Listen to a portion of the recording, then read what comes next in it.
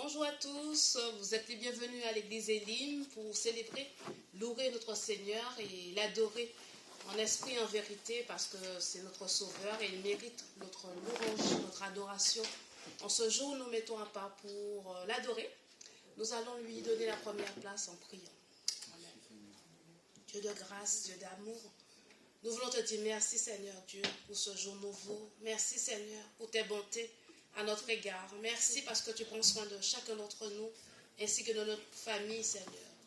Nous t'apportons nos reconnaissances, nos louanges en ce jour Seigneur parce que toi seul en es digne de recevoir Seigneur notre adoration.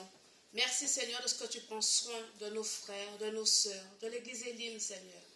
Merci parce que tu nous aides encore à avancer et à progresser avec toi Seigneur dans ta parole. Sois exalté, sois loué Seigneur, dans le nom précieux de Jésus. Amen. Amen. Alléluia. Merci Seigneur. Nous allons chanter notre Seigneur avec notre frère Cholu.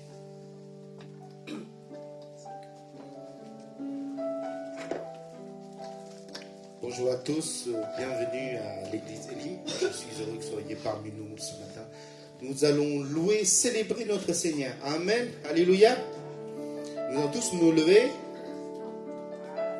Alléluia. Merci Seigneur. Oui, je te célèbre. Nous voulons célébrer notre Seigneur dans notre vie. Amen. Alléluia. Alléluia. Toi la lumière qui a vu nos ténèbres, ouvre mes yeux, je veux voir. Grâce et beauté que mon cœur adore, mon âme aspire après toi.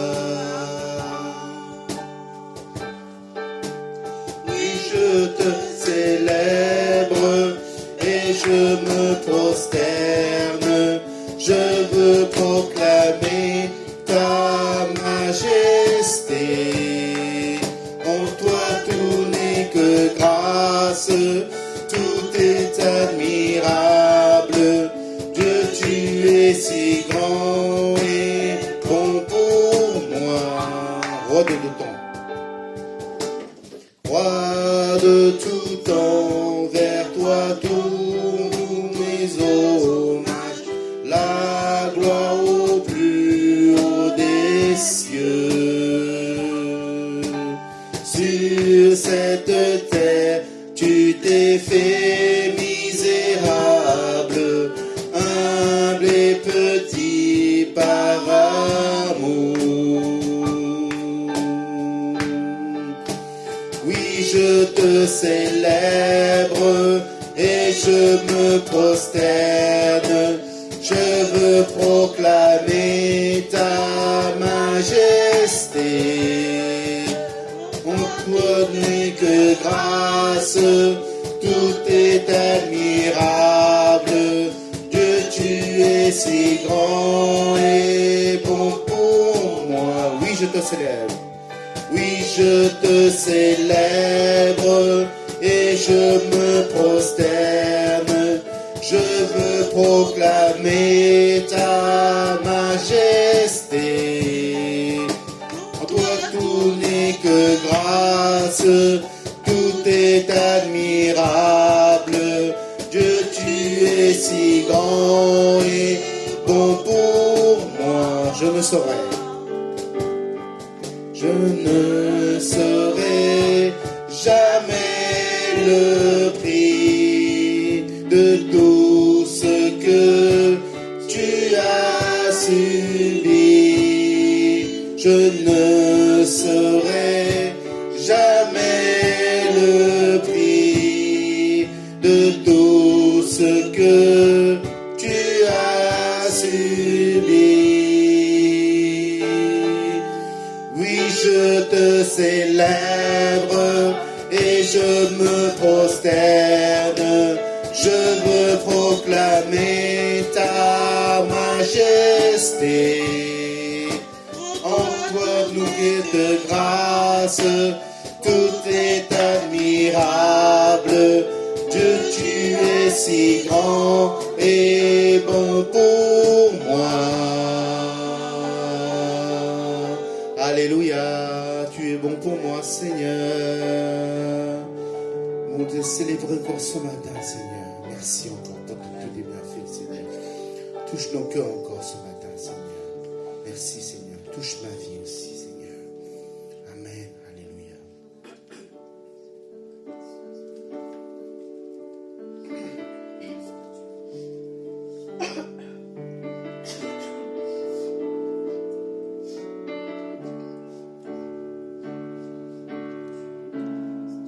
Oh, quelle paix dans ce moment, dans le cœur de ta présence, quand le bruit faiblit, et tu parles à mon âme, tu as toute mon attention, fais-moi entendre ta voix, je ne veux rien manquer, Seigneur, mon cœur désire plus que toi, mon cœur recherche ta face, alors je cède à toi, et tout en moi est ému par ton amour, captivé par qui tu es, conduis-moi à te connaître plus encore, je veux m'approcher de toi, laissez mes peurs derrière moi.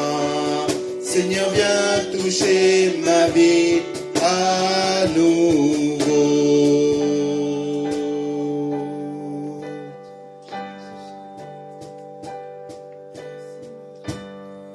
Comme le soleil l'aurore, comme la brise dans la nuit, ta paix me restaure, tu me donnes la vie.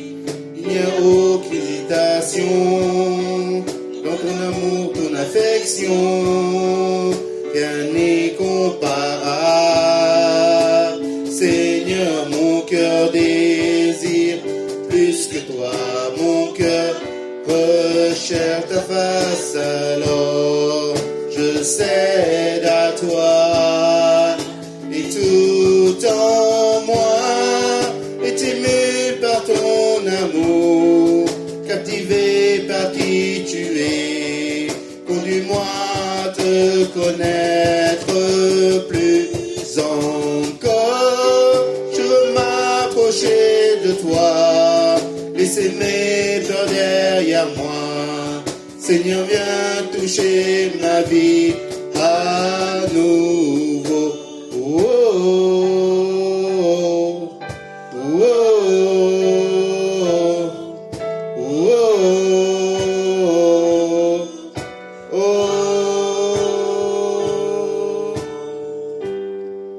À toi j'ouvre mon cœur, Seigneur. À toi j'ouvre mon cœur. Pour faire ce que toi seul sais faire. Jésus, viens régner dans ma vie. À toi j'ouvre mon cœur, Seigneur. À toi j'ouvre mon cœur à jamais. Donc fais que ce soit seul, c'est fait. Jésus, viens régner dans ma vie. À toi j'ouvre mon cœur, Seigneur. À toi j'ouvre mon cœur à jamais. Fais donc ce que toi seul sais faire. Jésus, viens régner dans ma vie. Et tout en moi est ému par ton amour, captivé par qui tu es. Conduis-moi à te connaître plus encore. Je veux m'approcher m'approcher de toi, laisser mes peurs derrière moi. Seigneur, viens toucher ma vie à nouveau.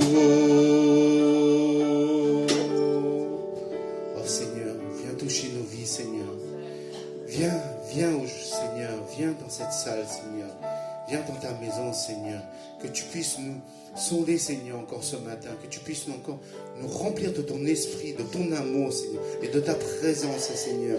Merci encore, Seigneur, 3 fois saint. Aide-nous, Seigneur, ouvre notre cœur à toi, Seigneur, parce que tu es là, devant la porte, Seigneur. Tu frappes à la porte, tu attends juste qu'on puisse t'ouvrir, qu'on puisse t'inviter dans notre vie, Seigneur. Merci encore, Seigneur, pour toutes ces promesses. Alléluia. Merci, Seigneur. Tu es saint, tu es saint. Tu es 3 fois saint, Seigneur.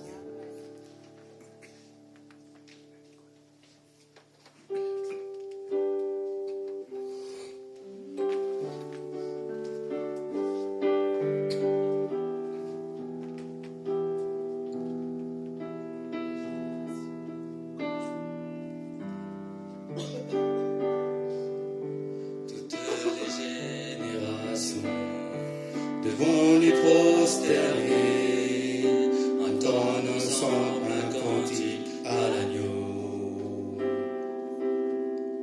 Ceux qui nous ont précédés et ceux qui nous suivront entendront ce cantique à l'agneau. Ton nom est le plus grand, ton nom est tout puissant, ton nom est au-dessus de tout.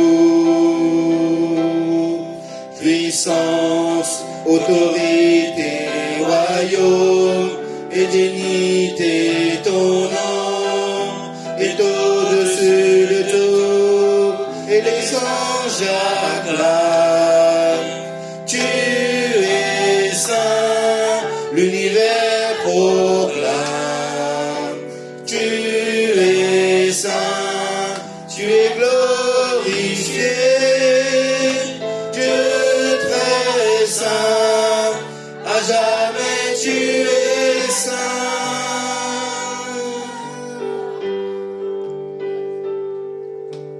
Vous qui l'a pardonné, vous qui l'a racheté, venez chanter ce cantique à l'agneau. Vous qui l'a libéré, vous qui portez son nom, venez chanter ce cantique à l'agneau. Nos voix résonnent pour l'éternité et les anges acclament. Tu es saint, l'univers proclame. Tu es saint, tu es glorifié, Dieu très saint, à jamais tu es saint. Tout beau peuple crie, tu es saint, toi le roi des rois, tu es saint, Dieu l'éternité, tu es saint, à jamais tu es saint.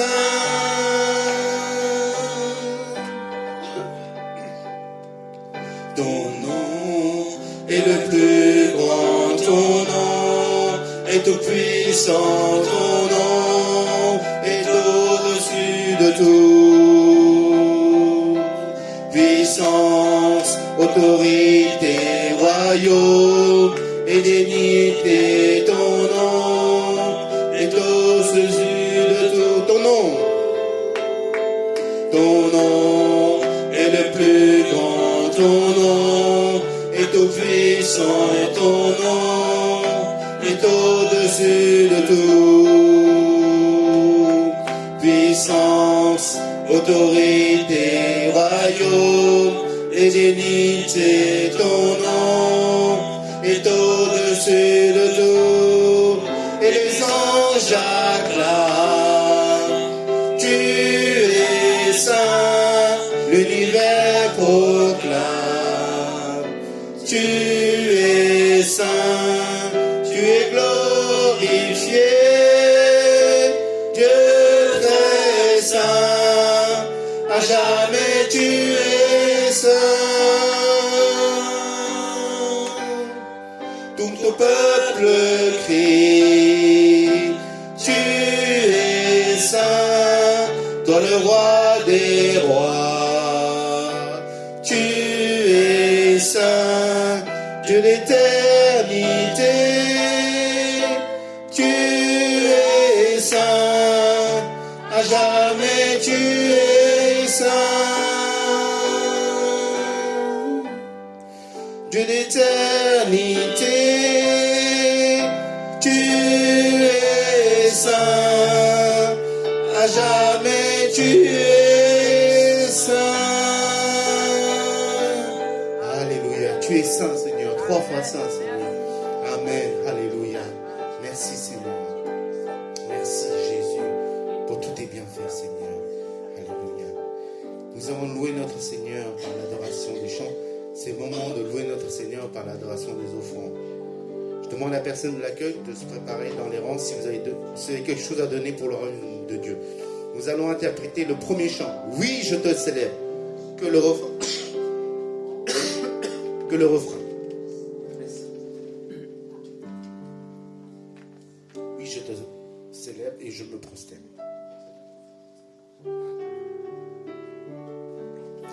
Oui, je te célèbre et je me prosterne.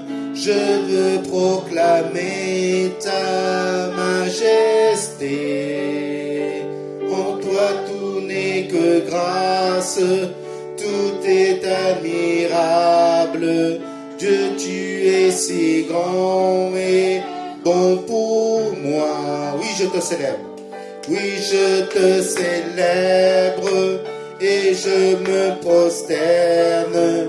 Je veux proclamer ta majesté. En toi tout n'est que grâce, tout est admirable. Dieu, tu es si grand et bon pour moi. Alléluia. Priez pour les autres. Alléluia. Merci Seigneur pour tous tes bienfaits, Seigneur. Nous allons louer par l'adoration des chants, Seigneur, pour t'adorer parce que tu aimes que tes enfants te louent, Seigneur. Et aussi, Seigneur, nous voulons aussi te louer, Seigneur, par nos offrandes, Seigneur, par les dons, Seigneur. Parce que c'est toi qui nous as montré l'exemple, Seigneur. Tu nous as tout donné, Seigneur. Tu nous as donné ta vie, Seigneur, pour qu'on puisse avoir cette vie en abondance auprès du Père. Merci encore, Seigneur, de bénir ceux qui ont pu donner pour ton royaume, Seigneur. Pour que cette bonne nouvelle, comme tu as dit, Seigneur, soit partagée dans le monde entier, Seigneur, pas seulement à nous, Seigneur. Merci encore, Seigneur, de bénir chacun. Et aussi aide à ceux qui n'ont pas pu donner par la suite, Seigneur. Seigneur, vraiment, Seigneur, si nous voulons suivre tes commandements et vraiment respecter, Seigneur, ta loi, Seigneur, nous devons donner, Seigneur. Tu as dit que, Seigneur, il y a plus de bonheur, plus de joie de donner que de recevoir. Amen. Alléluia. Merci, mon Seigneur, parce que tu es 3 fois saint. Nous voulons te célébrer, t'honorer, te glorifier, te magnifier encore ce matin, Seigneur. Sois loué, sois glorifié. Au nom du Seigneur Jésus-Christ. Amen.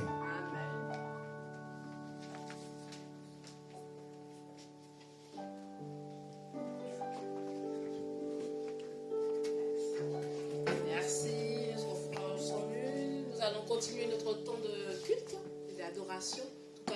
Bienvenue à tous ceux qui nous rejoignent. Et une pensée à nos frères et sœurs qui souffrent, qui passent par des moments difficiles dans leur santé. Que le Seigneur puisse vous renouveler et par sa grâce et par sa bonté. Amen. Alors l'église Elim, c'est une église des nations dont la devise est d'aimer Dieu, d'aimer la famille de Dieu et de servir les autres. Et pour cette semaine, nous avons toujours notre rendez-vous le vendredi soir à 19h pour un temps de prière. Ici à l'église à Campo Formio, mais aussi via Zoom à l'église. Les prochaines annonces, nous vous rappelons, tous les premiers mercredis du mois, Il y a un temps de prière ici à Campo Formio avec différentes églises où nous prions pour Paris et pour d'autres sujets de prière pour avancer ensemble dans l'œuvre de Dieu. Donc ce sera le premier mercredi, c'est le 4 décembre. Alors ça c'est la réunion inter-église une fois par mois, donc ça sera le mercredi dans 10 jours, oui, le 4 décembre. Ok, voilà. Bon, pour Noël, commencez à vous préparer et à mettre sur votre agenda le dimanche 22, que nous puissions passer un moment ensemble pour célébrer la venue de notre Sauveur dans ce monde. Voilà. Et donc, les répétitions pour la chorale des sœurs se fera à partir du 1er, 2e et 3e dimanche après le culte. Donc, tous celles qui se sont inscrits, donc vous allez devoir rester. Même après le culte aujourd'hui. Aujourd'hui, d'accord. Donc, on commence dès aujourd'hui, me dit le chanteur. Il y a le parcours des responsables. Oui. Et justement, dimanche prochain, ça sera la décoration pour Noël. Après le culte, décoration, une partie qui va faire en fait le choral, louange, les autres vont décorer. Voilà, ça sera une fête aussi. Et puis, voilà, il y a le parcours des disciples aujourd'hui pour les responsables et les leaders après le culte. Merci, Sœur Cathy. Donc, c'est avec plaisir que nous retrouvons notre frère pasteur Sokier. Et nous te laissons la place pour diriger ces moments selon la conduite du Saint-Esprit.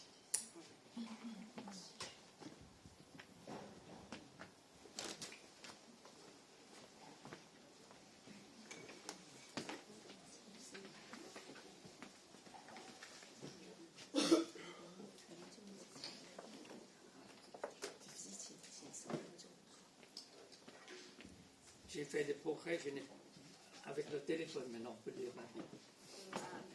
J'ai appris comme les jeunes, parce que d'habitude les pasteurs, je ne sais pas, nous étions formés, il faut avoir toujours une Bible dans la main à chaque prédication.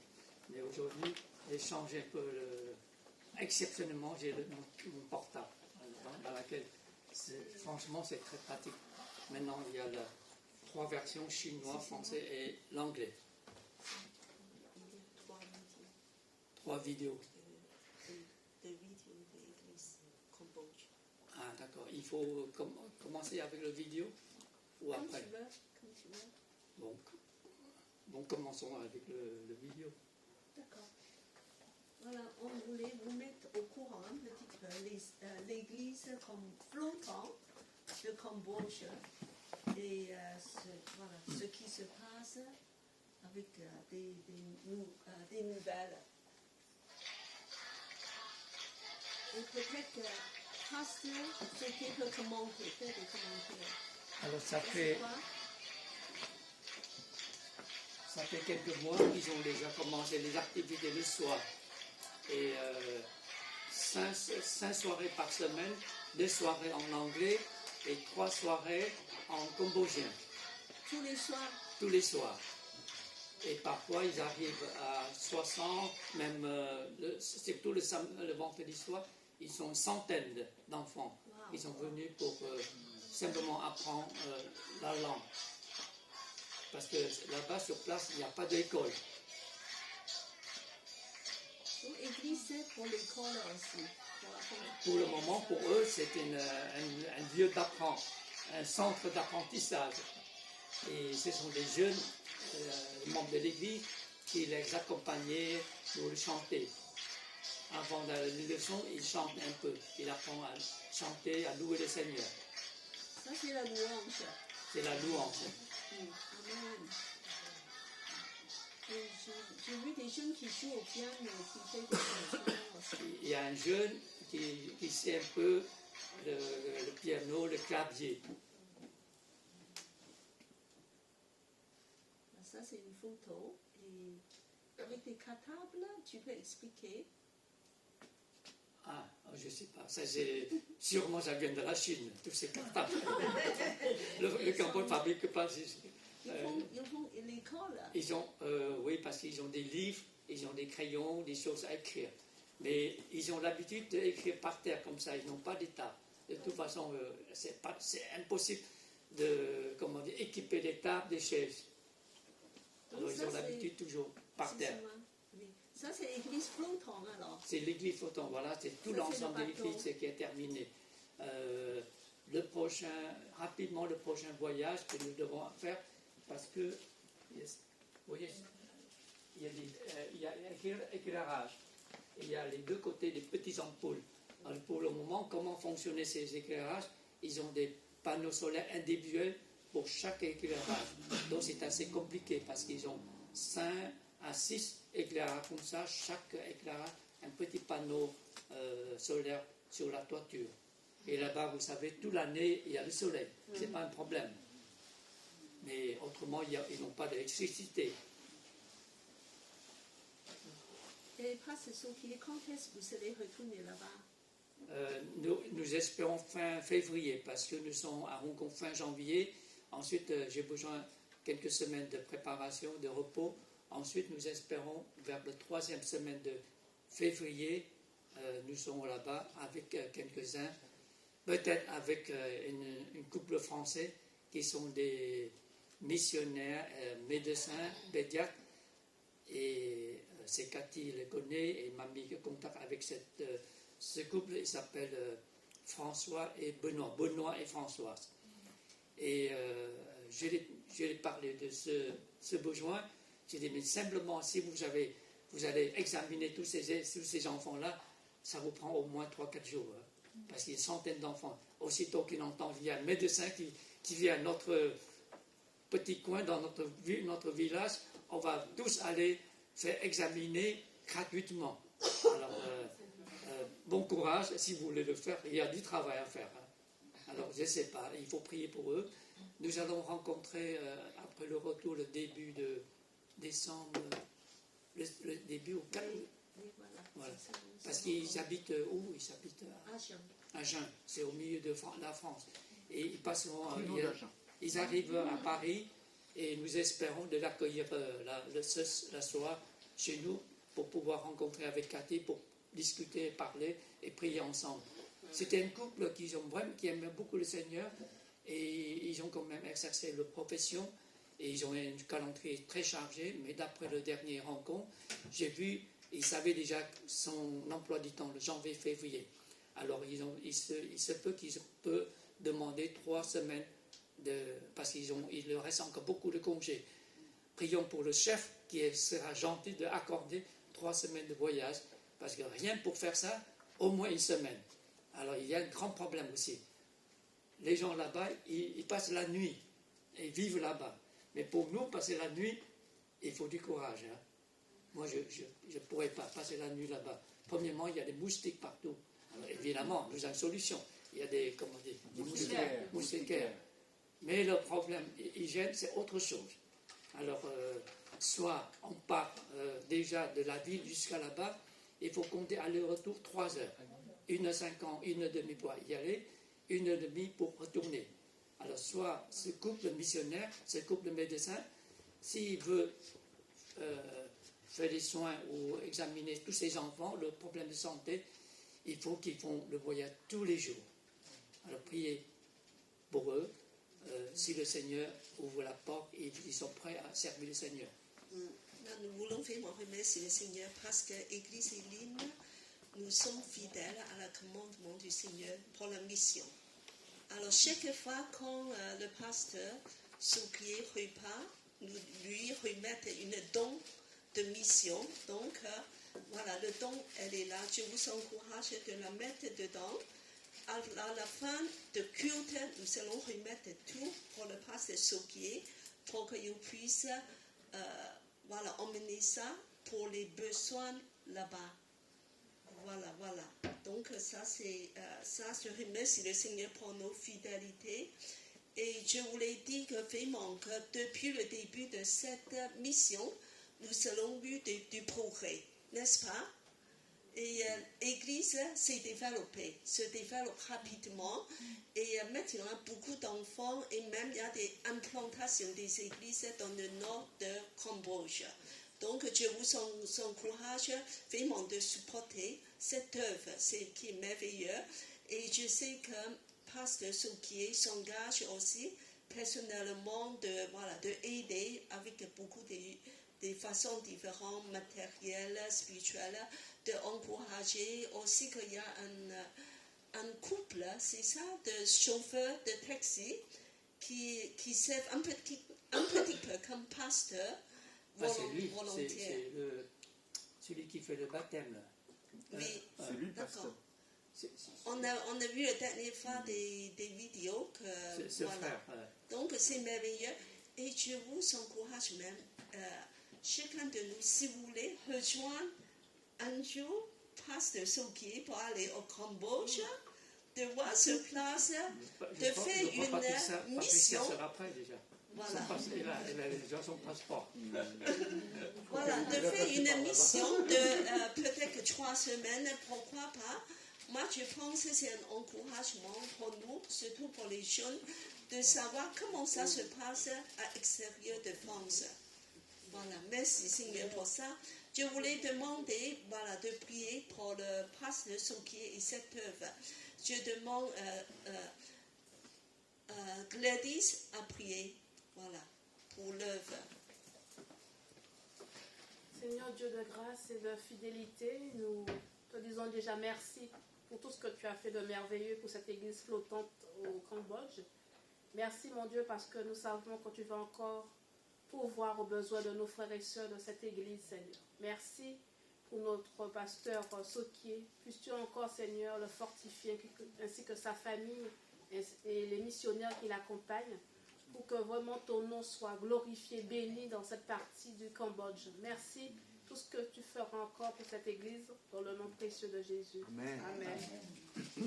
Voilà, je voulais dire qu'il y a déjà des dons, fur et à mesure, on met tous les semaines de 250 €. Et aujourd'hui, s'il y a quelque chose, on va mettre tous ensemble pour Pasteur Souquier. Voilà. Merci. En tout cas, c'est pas pour moi, pour l'église flottante. Oui, on sait. Je vais compléter un peu, rajouter un peu les informations à propos de ce jeune. Je lui ai donné le nom Petit Pasteur.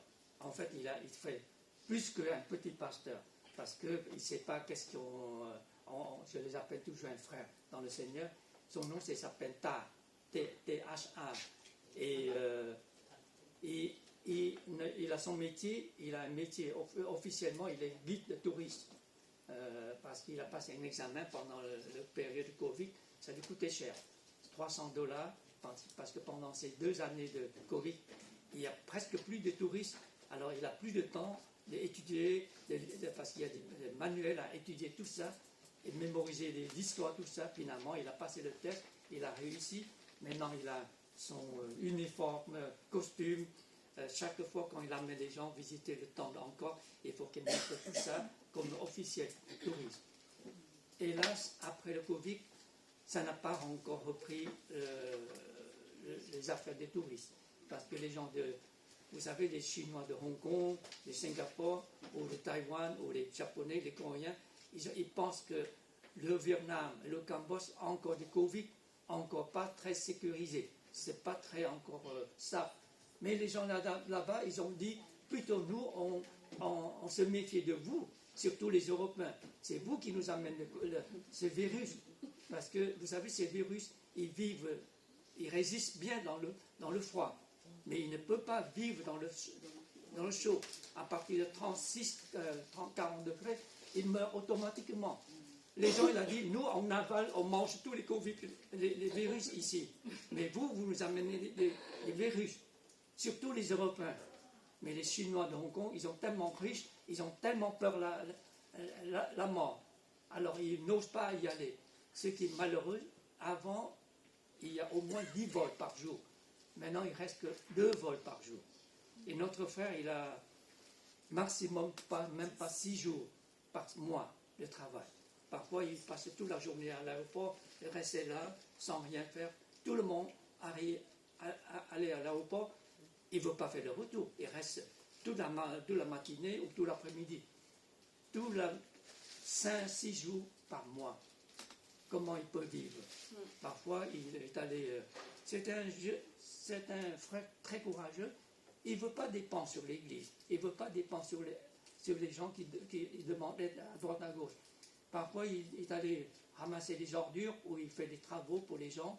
Il cherche toujours à faire quelque chose pour nourrir sa famille. Mais en même temps, le Seigneur lui a confié ce ministère depuis qu'il a engagé avec ces pêcheurs. En fait, ses parents, ce sont des pêcheurs. Il a grandi, il est né dans cette circonstance. Il connaît très bien ces gens. Et c'est lui qui a mené tous ces gens au Seigneur. Au début, 5 ou 6, maintenant plus de 80. Il y a une dernière vidéo que vous avez vue pendant le week-end de Noël, Nouvel An, l'année passée. Un matinée, ils ont baptisé 40 personnes, 50 personnes. Il a mis presque 2 heures, complètement épuisé, 50 personnes, parce que l'eau n'est pas très profonde. Hein, là-bas, le baptême est très simple. Alors tout le monde fait la queue, 50 personnes. Je n'ai jamais entendu parler dans ma vie. Aucune église a baptisé 50 personnes. Mais vous allez dire, mais comment ça se fait? C'est pas possible. D'habitude, il faut passer les études, il faut faire entretien pour être sûr que la personne comprend bien l'étude biblique. Mais là-bas, ça ne se fait pas. C'est pas possible. Même les gens, ils ne savent pas lire. Comment voulez-vous qu'ils suivent les manuels, suivent les leçons de baptême? Il suffit qu'il comprenne bien qu'il a besoin de Jésus, il a accepté Jésus par la foi, et sa vie a changé. Au moins, il sait comment prier et chanter. La dernière fois, j'étais très émerveillé à côté de moi et ma femme. Quelques messieurs, il ne sait pas lire, mais il sait chanter. Même il connaît par cœur tous les versets, parce qu'il chantait souvent ses cantiques, ses chants, il connaît par cœur. Et quand je l'ai passé le recueil, il ne sait pas lire, mais il sait chanter. Alors ça, au moins, on voit que ces gens, il a accepté le Seigneur, il a appris tout ça par cœur, à chanter, et il sait prier. Alors ça suffit. Alors on va les baptiser. Alors on ne peut pas demander trop. Quand notre frère a décidé de faire le baptême avec les 2 autres pasteurs, il nous demandait, est-ce que c'est raisonnable ou c'est pas raisonnable? Est-ce que je pourrais le faire? Je dis, écoutez, c'est votre église, c'est le couple, c'est vous 3 qui décident.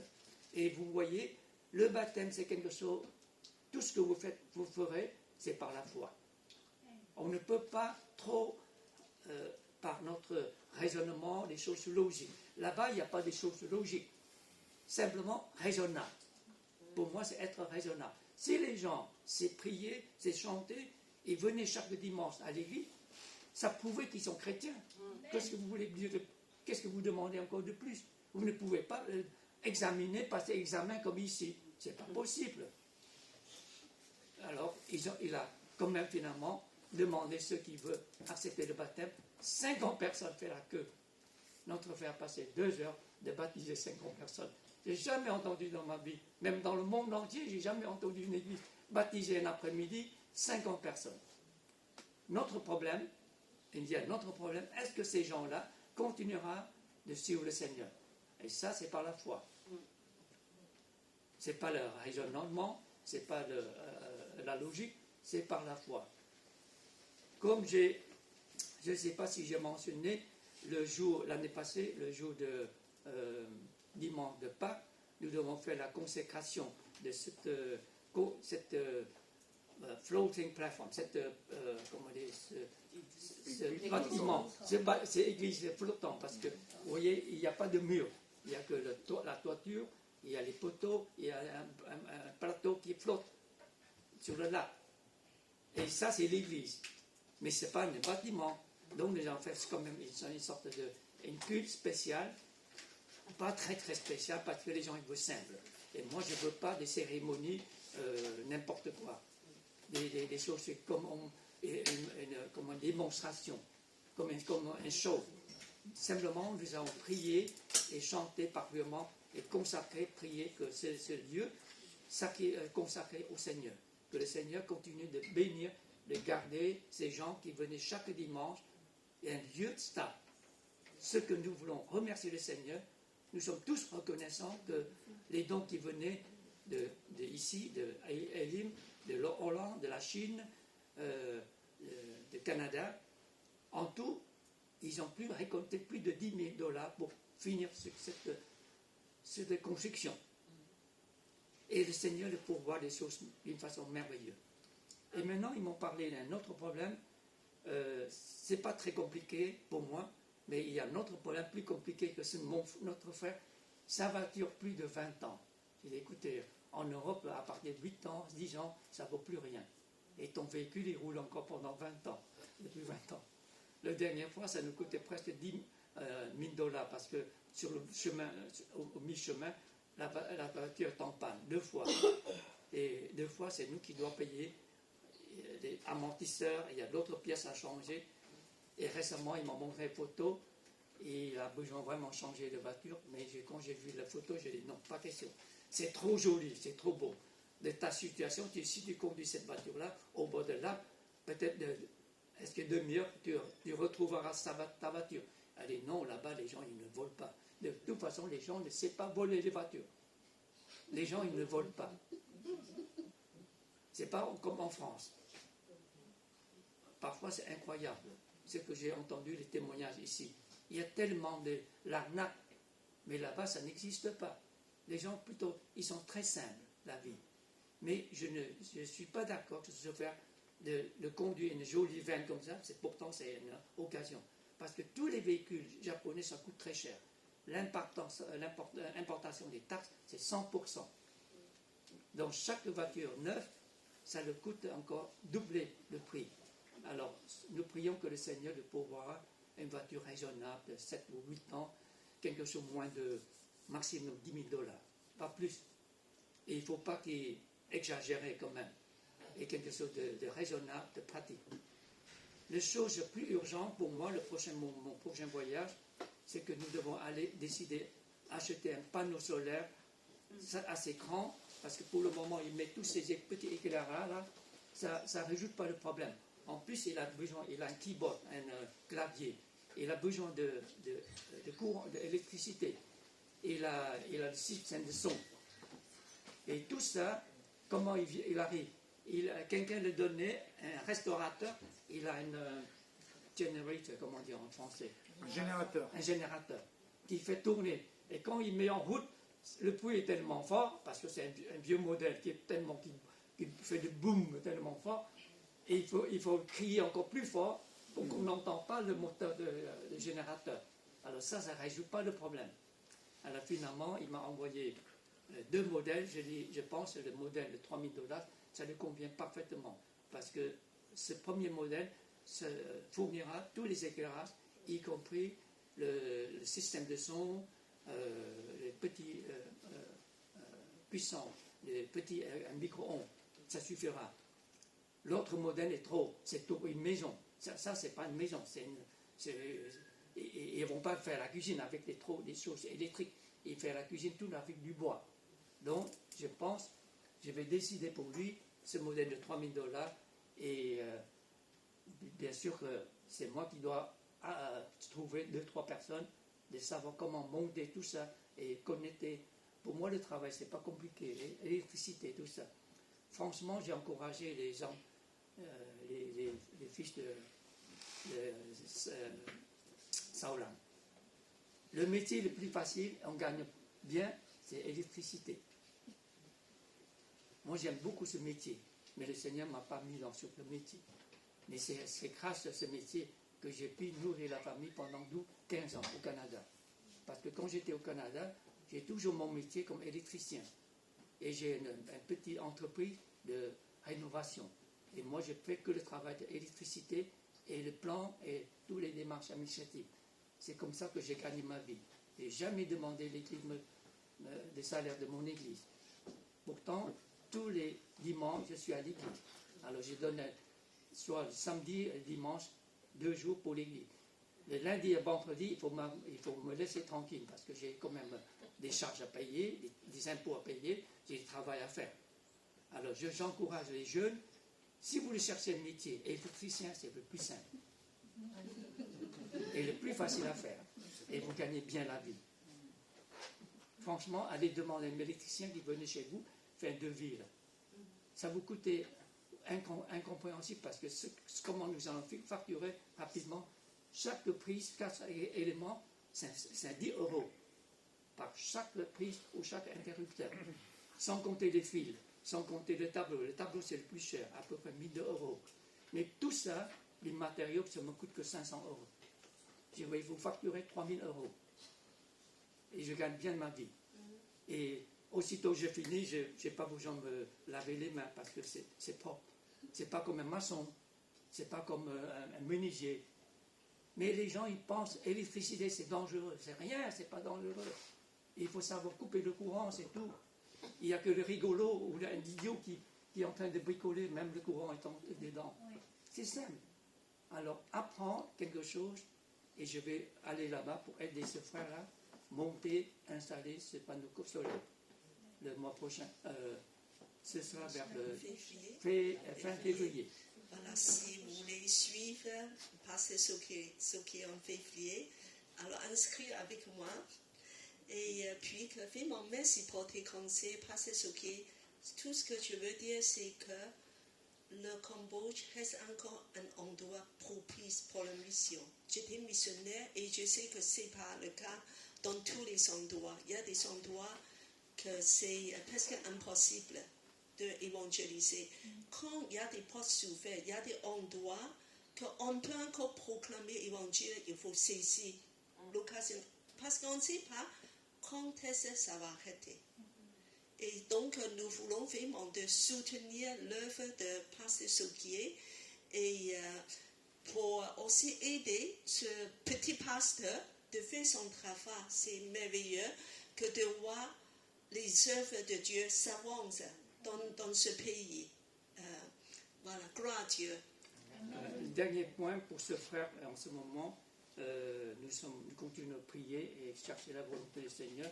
Il m'a parlé comme il a la vie difficile, il n'a même pas une semaine complète pour travailler pendant un mois. Financièrement, c'est dur pour lui. Et il se posait la question à l'église, là-bas, l'activité est de plus en plus occupée. Il devrait aller presque 4 jours par semaine. C'est fatigant, ça lui coûtait aussi aller-retour, de l'essence, tout ça. Il se demandait est-ce qu'il doit s'engager comme plein temps en tant que dans le ministère. J'ai dit, prenez le temps, rien ne se presse. Parce qu'il ne faut pas décider, quand vous voyez un problème, ce n'est pas tout d'un coup comme ça, vous pouvez prendre la décision. Laissez le Seigneur, prends le temps, c'est lui qui te dira, c'est lui qui décidera pour toi.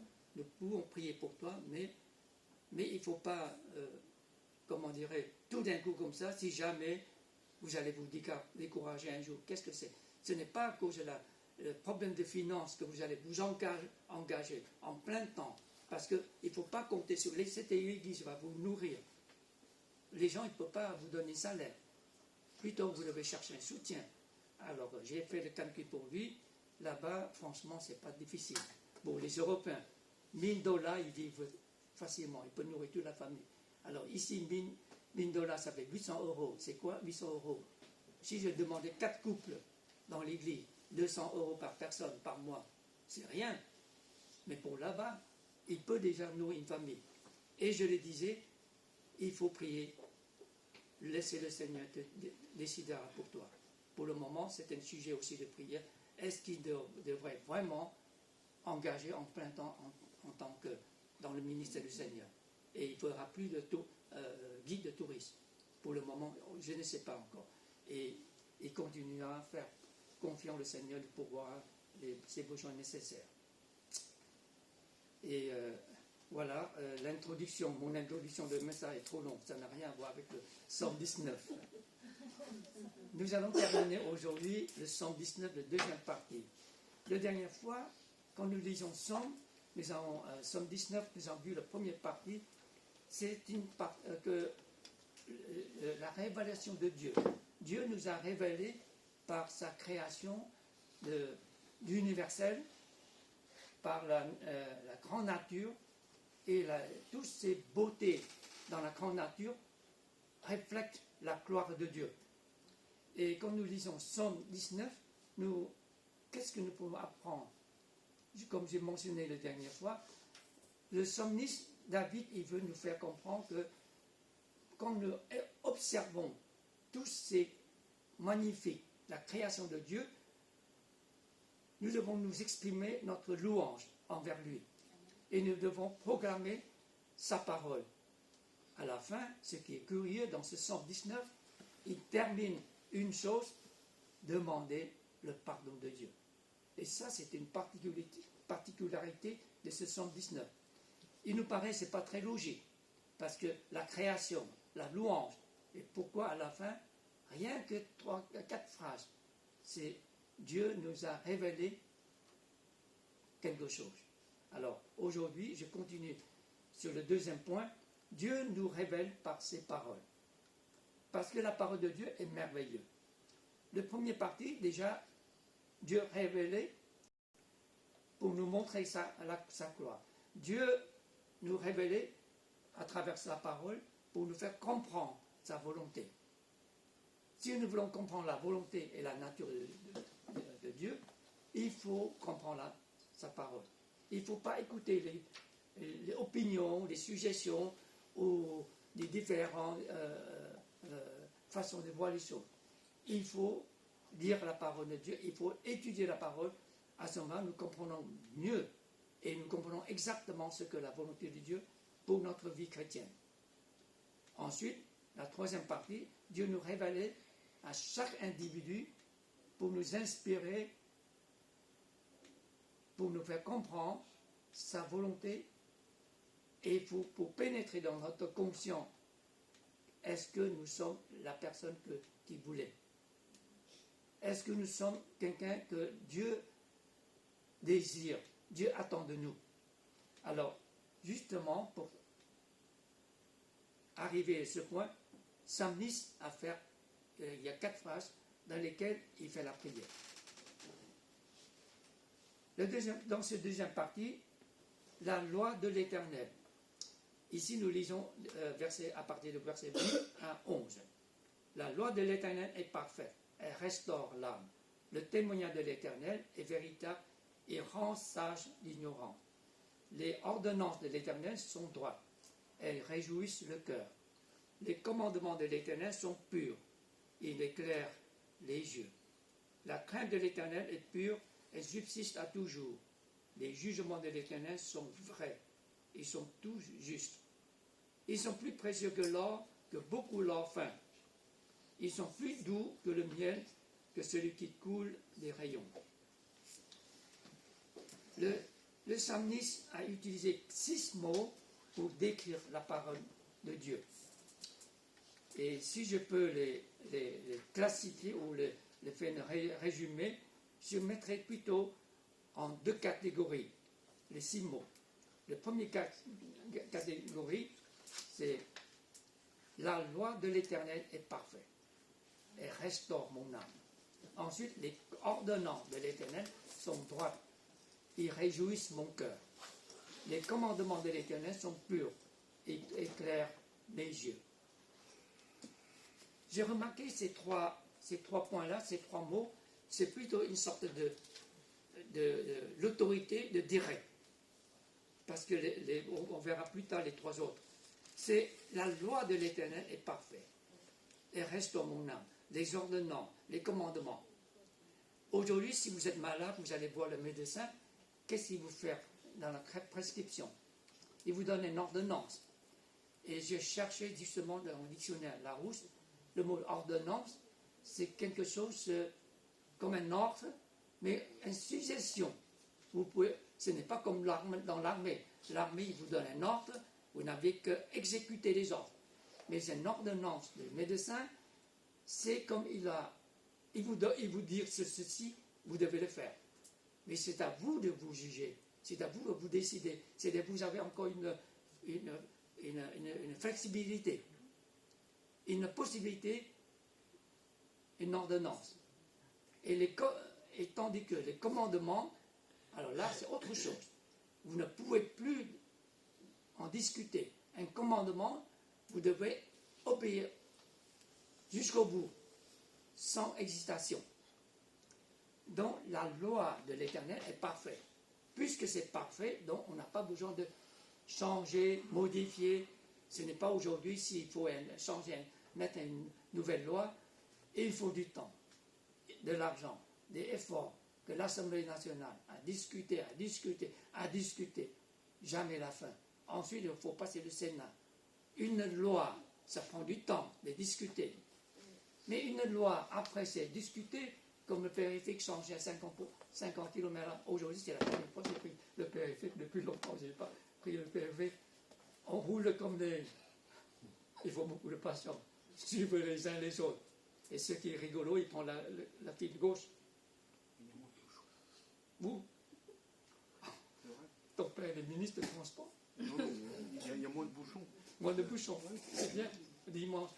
Mais est-ce que c'est une test ou quoi? Moi, je suis convaincu, un jour, ils vont rechanger encore. Ah bon? Espérons, parce que ça va coûter cher. Et les lois, il n'y a aucune loi dans le monde entier parfaite. Après un bout de temps, on voit que ça ne marche pas. Notre idée, bon, on va faire un test, finalement le test n'est pas efficace. Ou bien dans 5 ans, les gens n'ont plus de moyens d'acheter des voitures, il y aura moins de voitures en France, alors ils vont rajouter, ils vont augmenter la vitesse, on peut rouler plus vite. Ça peut changer. Partout, dans le monde entier, les lois peuvent changer, parce qu'aucune loi est parfaite. Tandis que la loi de l'Éternel est parfaite. Elle restaure notre âme. Les lois aujourd'hui, ça nous fait obéir, ça nous fait décourager, ça nous rend en colère. Tandis que la loi de l'Éternel est quoi? Ça nous restaure mon âme. Les ordonnances de l'Éternel, elles sont droites, ils réjouissent mon cœur. Ensuite, les commandements de l'Éternel sont purs et éclaircissent mes yeux. Quand nous avons compris ces 3 choses et que nous appliquons dans notre vie, d'abord notre âme est restaurée. Nous avons toujours la joie, la paix. Et quand nous commençons prendre sérieusement les ordonnances de l'Éternel, puisque c'est droit, ça nous réjouit dans notre cœur. Et les commandements de l'Éternel sont purs. Nous n'avons qu'obéir jusqu'au bout. Ça nous éclaircit nos yeux, ça veut dire nous voyons plus clair, plus loin. J'aimerais vous demander une question.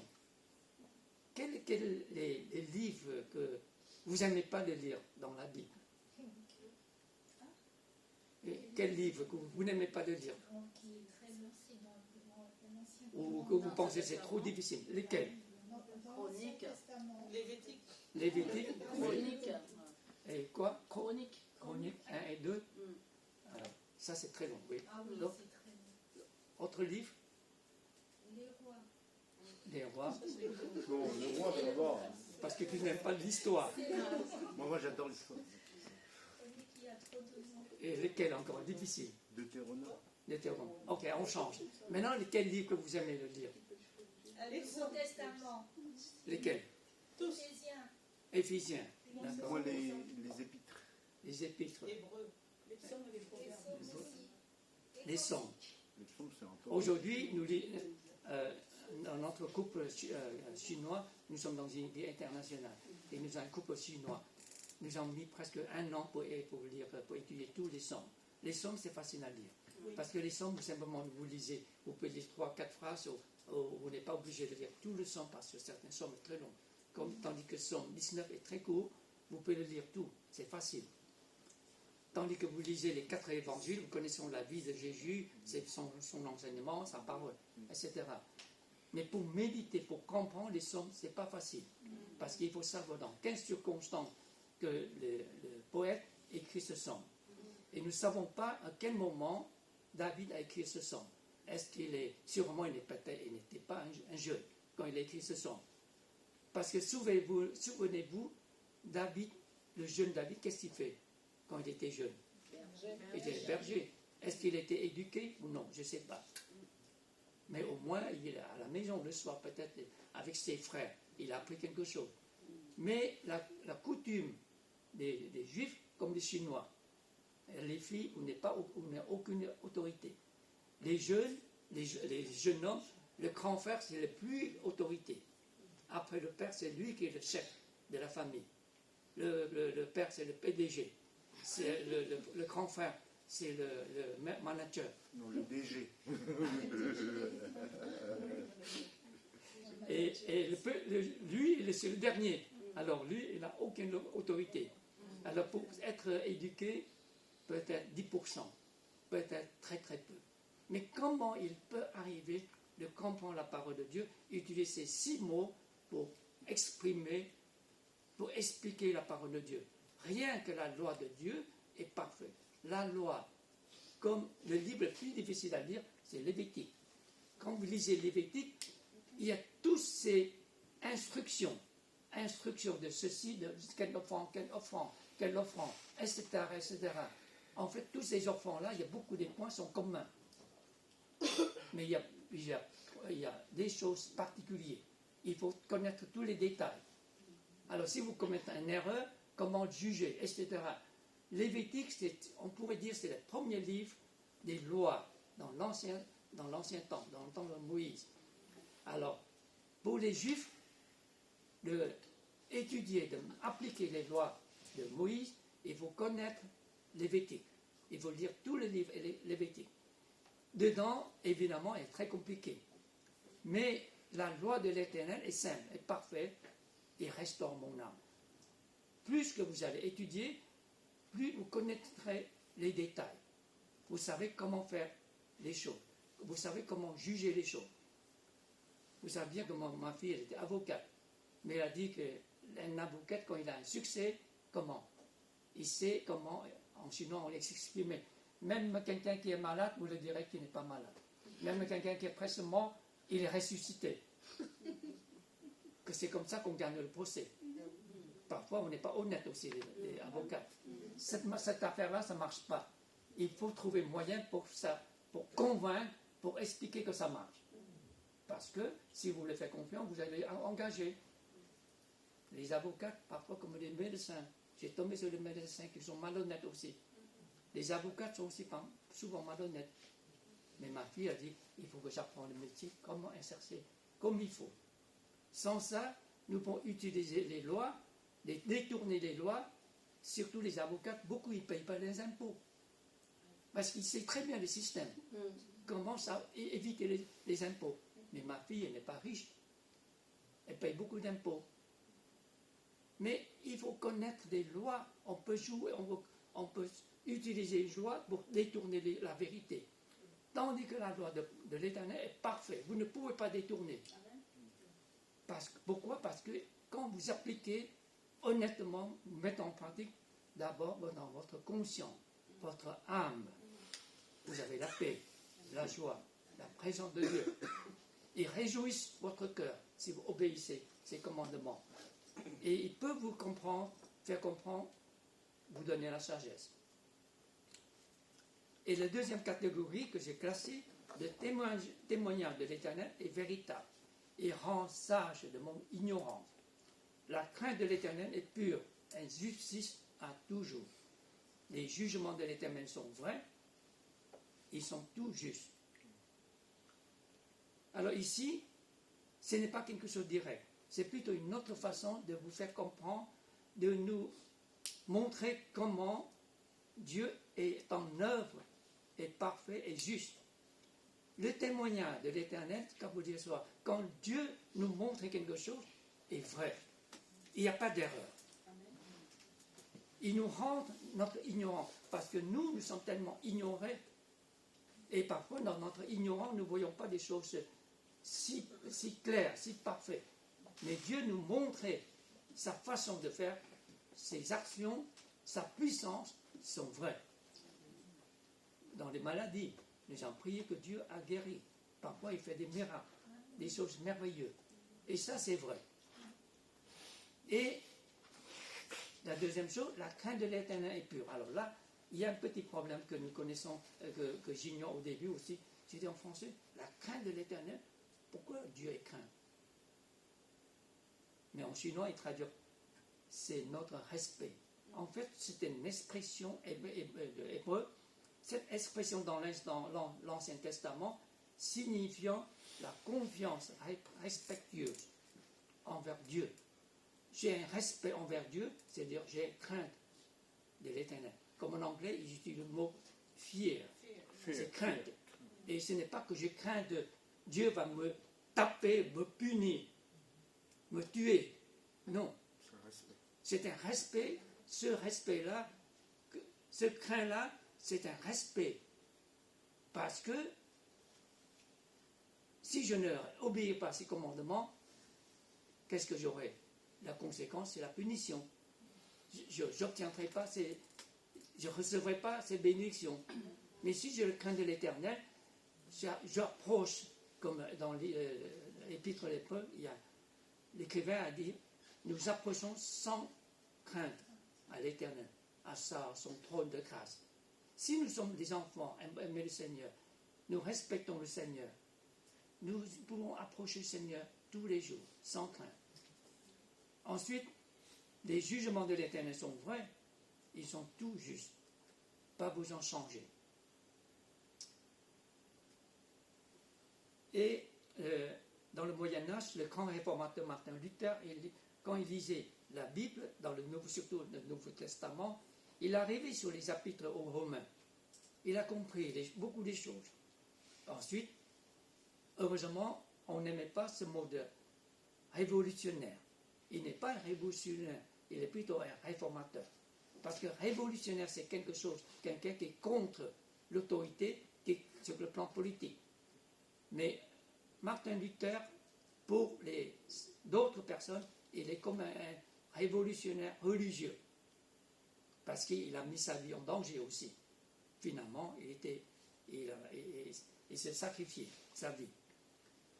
Il a trouvé, en étudiant la parole de Dieu, Dieu lui révélait des choses importantes. Concernant la vie chrétienne, qu'est-ce qu'il a trouvé? Nous sommes sauvés par la foi, ni par les œuvres. Nous pouvons accéder directement au Père Céleste par le salut en Jésus-Christ. Notre vie spirituelle dépend et est enracinée dans la parole de Dieu. C'est notre vie pratique. C'est ça qu'il a trouvé. Et évidemment, il y a d'autres choses. C'est simplement résumé sur 3 points. Et concernant l'Église, c'est un scandale de commerce des influences instauré par le pape Jules II et Léon X. Et Léon V. Pour financer la construction de la cathédrale de Saint-Pierre de Rome. Et il déclarait que l'Écriture sont la plus haute et unique autorité de Dieu. Tout individu a le droit d'en prendre connaissance. Parce qu'à l'époque, il était interdit que les croyants de lire la Bible. Il déclare que les Écritures sont plus hautes. La volonté de Dieu permet de chaque individu fonder une famille. Il a le droit de marier. Finalement, il a marié avec Catherine de Bora. Ils ont 6 enfants. Et chaque individu a le droit de fonder une famille, selon la volonté de Dieu, par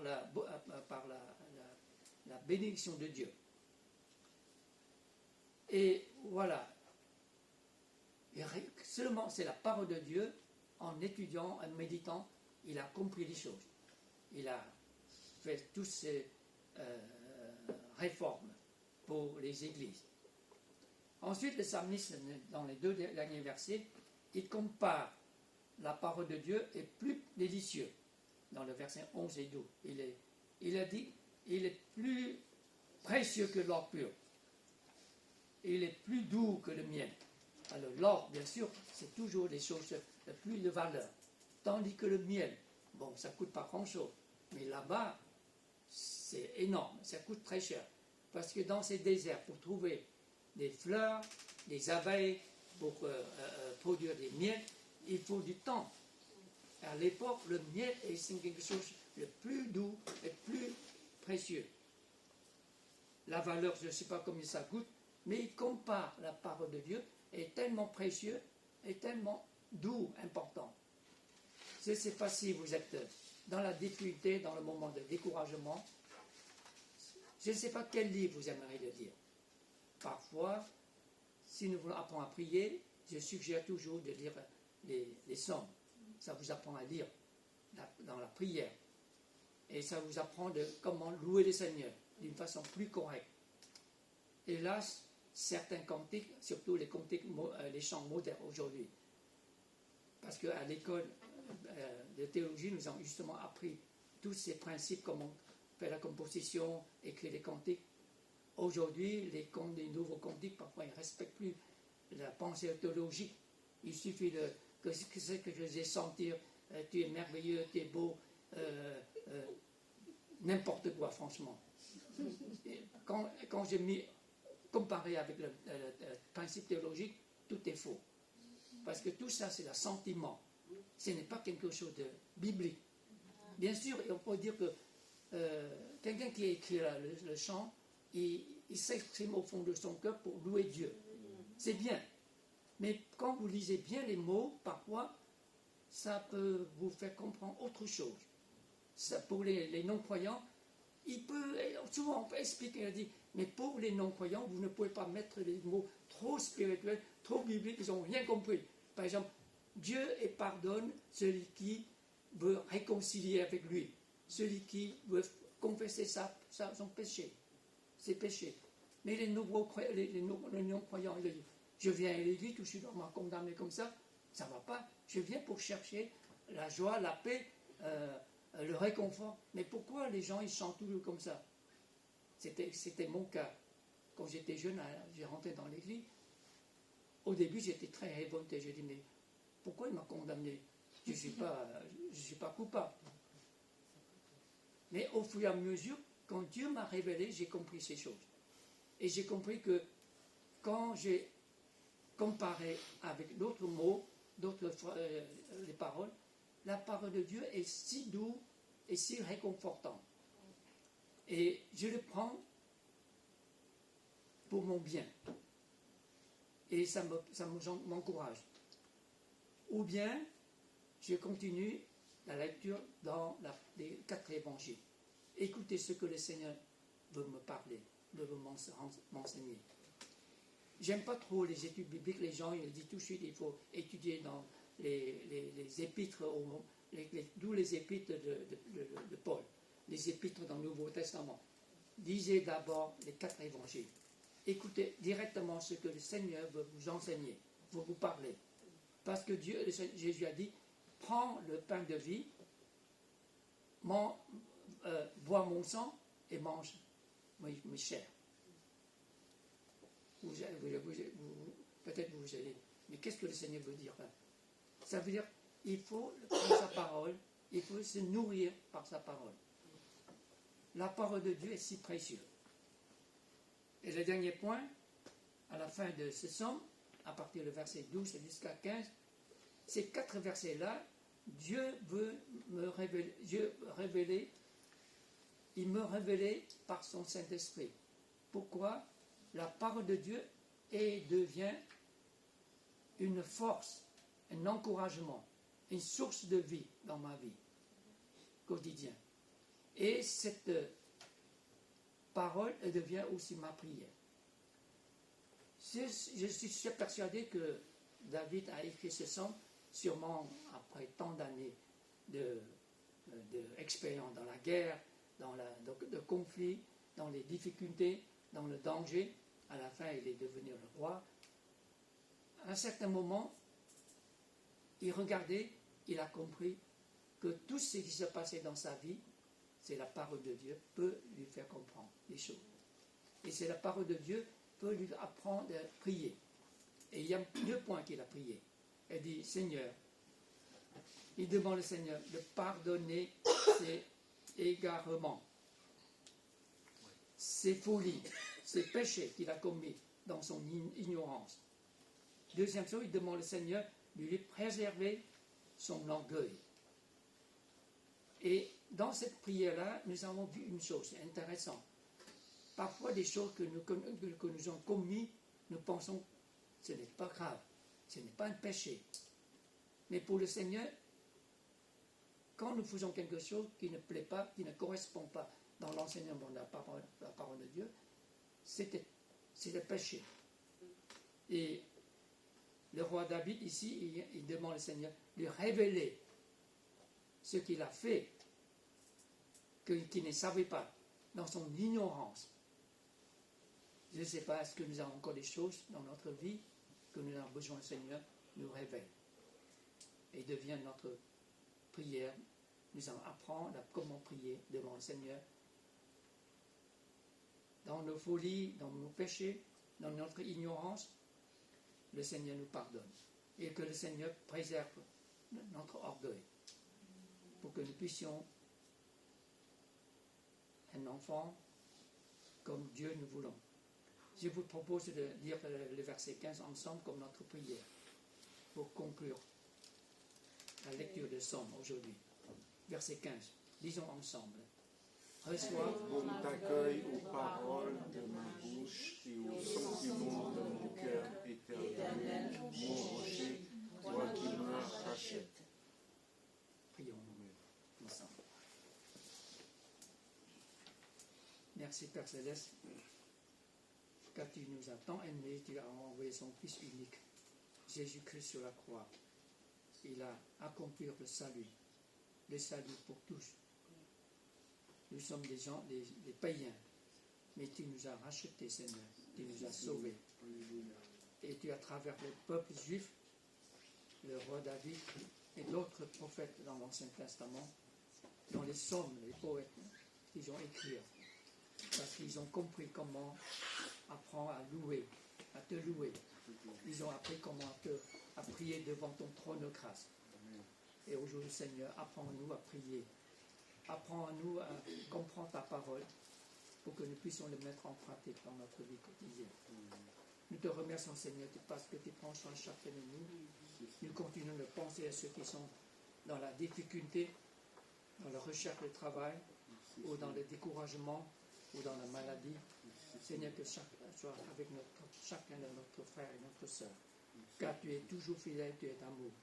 Tu ne les oublies pas. Et nous continuons de prier pour eux. Et nous prions pour ceux qui sont encore résistés dans notre famille.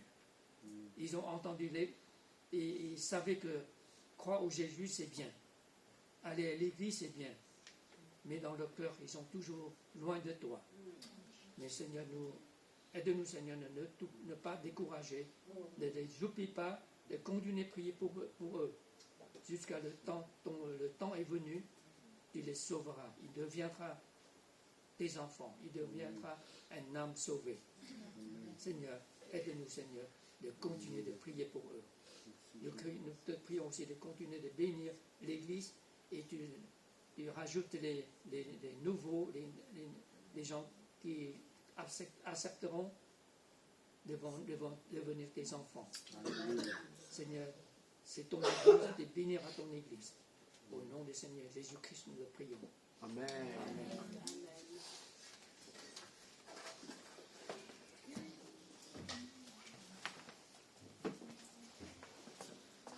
Merci, pasteur Sokier. Avant de conclure, on aimerait bien saluer les personnes qui nous visitent ce matin. Si vous pouvez vous mettre debout et dire votre prénom, afin qu'on puisse vous saluer. On aura la sœur alors, oui. Je commence. Alors, bonjour, je m'appelle Vanessa. J'ai pas entendu? Je m'appelle Sandra. Sandra, d'accord.